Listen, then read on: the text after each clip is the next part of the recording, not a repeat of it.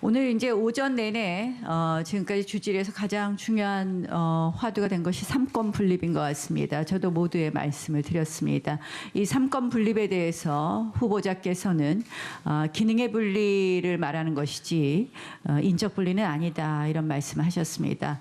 맞습니다. 법을 물리적으로 해석하면 그 말씀이 틀리지는 않지만 저는 총리 후보자께서 그 말씀을 하시는데 매우 안타깝다 이런 말씀을 드리지 않을 수 없습니다. 이것을 여당 의원들이 그런 논리를 주장하실 수 있습니다. 그러나 총리 후보자시라면 적어도 대한민국의 바람직한 대한민국의 모습, 헌법의 정신, 헌법의 가치 이런 본질적인 부분을 고민하는 답을 하셔야 되지 않았을까 하는 생각을 합니다. 우리가 늘 삼권 분립을 말합니다. 몽테스키에가 법의 정신에서 말을 할 때 그 핵심은 뭡니까? 모든 권력은 남용될 수 있기 때문에 그 권력을 서로 제한할 수 있는 이런 삼권 분립을 만들어야 된다 이렇게 되어 있습니다.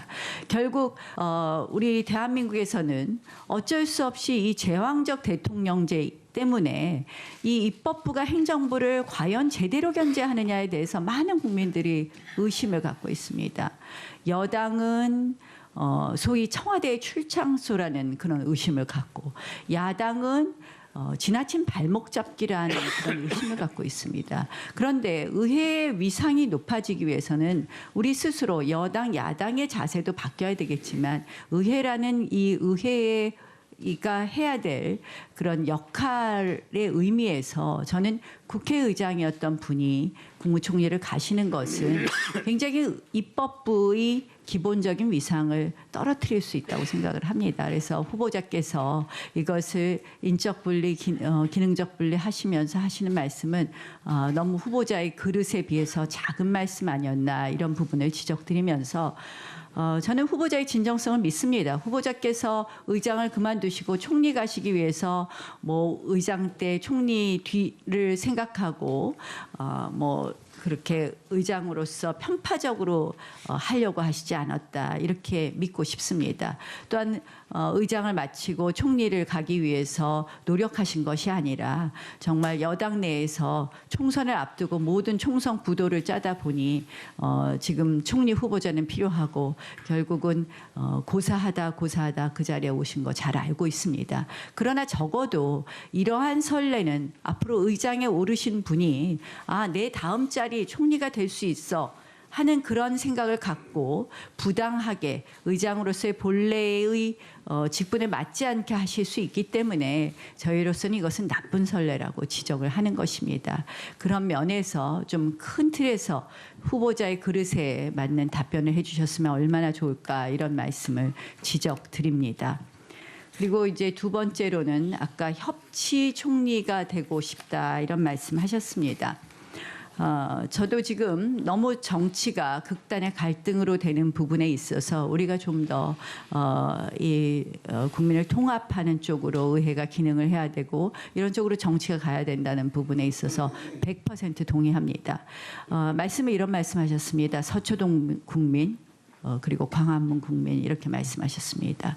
이렇게 나눠지게 된 것의 핵심적인 원인이 무엇인가? 최근에 보면 역시 연동형 비례대표제와 그리고 공수처 법안입니다. 저희는 연동형 비례대표제 아무도 모르는 선거법이다.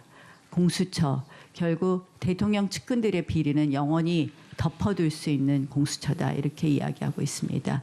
그런데 그 과정이 너무나 이 의회 민주주의를 파괴하는 형식으로 진행이 되었습니다.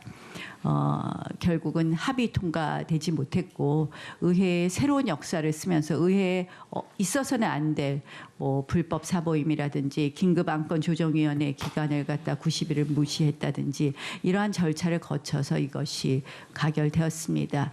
과연 연동형 비례대표제나 공수처 법안이 통과되는 과정에 있어서 의회 민주주의의 위반된 부분은 없었는지, 또 이러한 절차상의 이런 흠이 있는 이 두 가지 법안에 대해서 이런 하자를 치유하기 위한 노력을 할 생각은 없으신지 여쭙고 싶고요. 또 하나 제가 마지막으로 질의하고 싶은 것은 결국 이 과정에서 여야의 어떤 정치적 의사표시로 인한 충돌이 사법의 영역으로 넘어가고 말았습니다. 적어도 문희상 의장께서도 제가 전임 원내대표를 할 때 이 비공식적으로 비공개에서 말씀하실 때는 이 정치의 영역에 사법의 영역이 들어오는 것은 매우 잘못됐다라는 말씀을 여러 번 하셨습니다. 저는 이러한 부분에 대해서 정치라는 것이 서로 충돌하고 의견이 다를 때 갈등을 하지만 결국 정치의 영역에서 풀어야 되는데 이것이 사법의 영역으로 간 것도 매우 유감스럽다고 생각을 합니다. 이 부분에 대한 후보자께서 앞으로 어떤 생각을 가지고 계신지 그에 대해서 답변해 주시기 바랍니다. 네, 우선 그 삼권 분립에 대해서 저는 이제 그 삼권 분립의 위반이냐 아니냐 그것은 결국은 법과 더 올라가면 헌법에 의해서 그게 판정되는 것이지 그리고 감정이나 그냥 다른 기준에 의해서 평가되는 것은 아니다. 그래서 이제 위원장께서도 그런 말씀을 하셨잖아요. 입법부의 위상에 문제가 있다. 그 위상에 대해서는 제가 그럴 수 있겠다. 비록 현직 의장이 아니고 전직 의장이지만 입법부의 구성원의 입장에서는 전직 의장이 총리로 가는 것에 대해서 마땅치 않게 생각하실 수 있다. 저도 원래 그렇게 생각했었지 않습니까?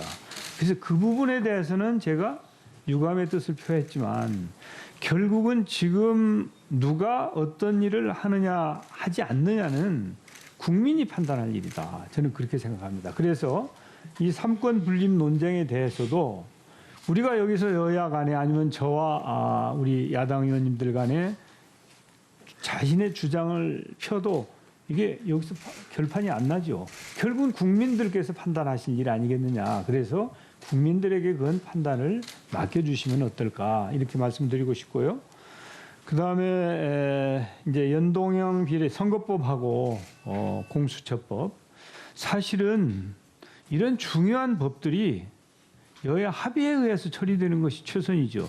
특히 선거법은 여야 합의에 의해서 처리해야 되는 것이 과거의 덕목이었습니다. 그런데 이제 또 다른 한편으로 생각하면 선거가 지금 바로 눈앞에 다가왔는데 원래 1년 전에 선거법은 확정하라는 거거든요. 그게 강제 규정은 아니지만 훈시 규정으로 1년 전에 선거법도 확정을 하고 또 선거구 획정까지 해야 되는 것입니다. 그런데 지금 불과 몇 개월 남았습니까? 그렇기 때문에 이런 상황이 벌어진 것 아닌가 하는 안타까운 생각을 갖습니다. 공수처에 관해서는 원래 제가 20여 년 전부터 공수처를 해야 된다고 주장을 하던 사람입니다. 그러나 그것은 저의 개인적인 생각이고 아무튼 현재 이 자리에서 혹시라도 저의 답변이 여야 의원님들의 어느 일방을 좀 취하는 것 같은 입장을 취하는 것 같은 것은 가능하면 제가 피하는 게 좋지 않을까 그런 생각에서 선거법이나 공수처에 대해서는 더 깊은 말씀은 제가 드리지 않는 것이 옳지 않나 이렇게 생각이 되고요. 이제 그 선거법을 처리하는 과정에서 선진화법 때문에 사실은 입법부가 참으로 수용하기 어려운 상황에 지금 처해 있습니다. 너무 안타깝고 답답한 심정입니다. 다행히 지금 민생 법안은 먼저 처리하겠다고 여야가 합의를 했다고 말씀을 들었습니다.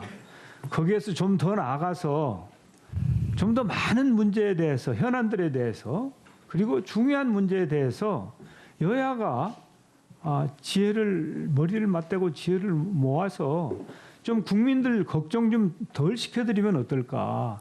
여야가 오순도순 타협하고 대화하고 해서 합의해서 어떤 결론에 도달하면 국민들께서는 박수 칠 것입니다. 그리고 편안해 하실 겁니다.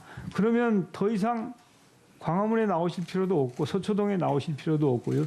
여의도에 나오실 필요도 없는 그런 날을 빨리 만드는 것이 우리 정치권의 책무라고 생각합니다. 그런 점에 대해서 좀 위원님들께서 잘 판단해 주셨으면 하는 바람입니다.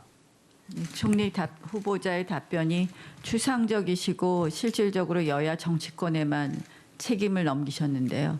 총리 후보자로서 하실 일이 많으시다고 생각합니다. 만약에 총리가 되신다면 이 부분에 있어서 좀 답변 그러한 지금 정치권 여야 정치권 이야기가 아니라 결국 대통령부터 해서 지금 이 정부의 기조나 이런 부분에 있어서 총리께서 할 역할을 해주실 것을 말씀드립니다.